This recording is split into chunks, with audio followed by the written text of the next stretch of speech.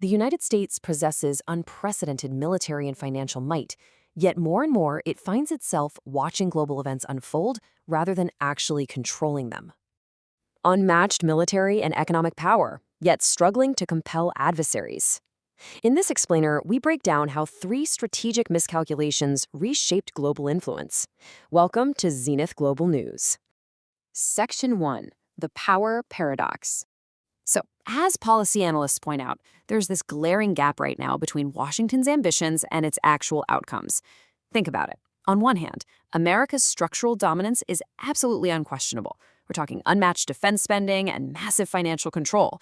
But on the flip side, there's this growing inability to actually dictate events on the ground. Rivals just aren't backing down like they used to. Which brings us to a huge question. Why is the strongest nation on Earth facing a perception crisis unlike anything we've seen in decades? Well, to really understand this, we need to dive into three major strategic mistakes that have systematically chipped away at American geopolitical influence. Section 2, Mistake 1, Overestimating Sanctions. For years, cutting adversaries off from Western markets was Washington's absolute go-to weapon.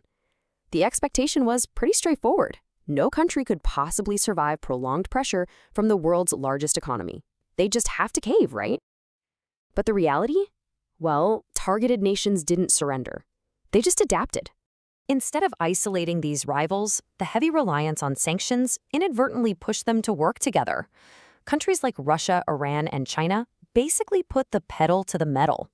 They accelerated alternative payment networks, they started trading in their own national currencies, and they really deepened their strategic partnerships. All of this was carefully designed to completely bypass the U.S. financial system.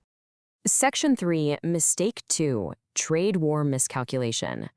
When the U.S. kicked off an economic confrontation with China, there was a very specific expectation. The idea was that export-driven economic pain would force Beijing to make major concessions. But again, the reality was quite different. What it actually did was convince Chinese leaders that relying on American supply chains was a massive, profound security vulnerability.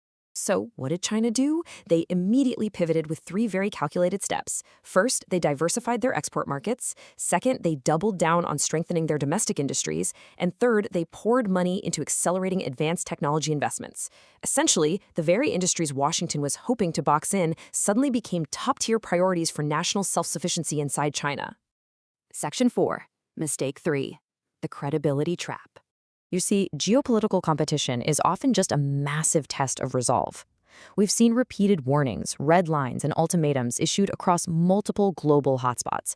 Yet, when push actually comes to shove, Washington has frequently hesitated to escalate. And here's the thing about international politics. Credibility matters almost as much as raw military power. Because when a superpower struggles to actually follow through on its own threats, the fallout is severe. Adversaries see that hesitation and boldly start testing the limits as deterrence weakens. At the same time, allies start getting nervous and look into alternative security options. Over time, America's reputation has slowly shifted from being the world's ultimate enforcer to, well, a much more hesitant actor. Section 5, the geopolitical ripple effects. Now let's look at how these three mistakes have created massive regional shifts. Take the Ukraine conflict, for example.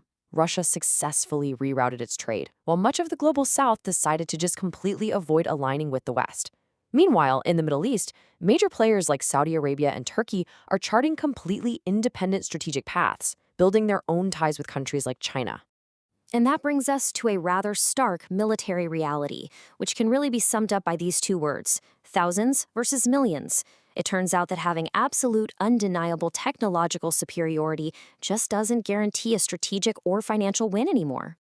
The strategic math has entirely flipped on its head. Smaller actors, like Iran for instance, are leveraging cheap, asymmetric tactics. We're talking about drones and missiles that cost mere thousands to produce.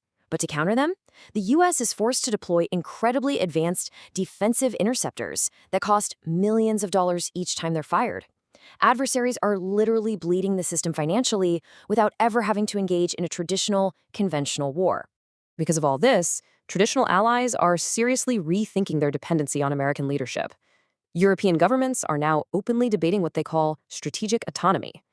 Over in Asia, Partners are carefully balancing their U.S. security ties with their massive trade relationships with China. And Gulf states? They're actively diversifying their diplomatic ties across the board. Sources point out that a broader shift toward transactional diplomacy has really amplified international anxiety. The global system practically runs on predictability.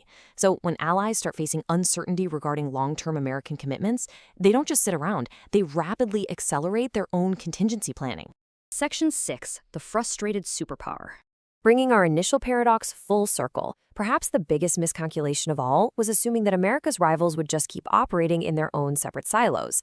Instead, U.S. pressure basically pushed them right into each other's arms.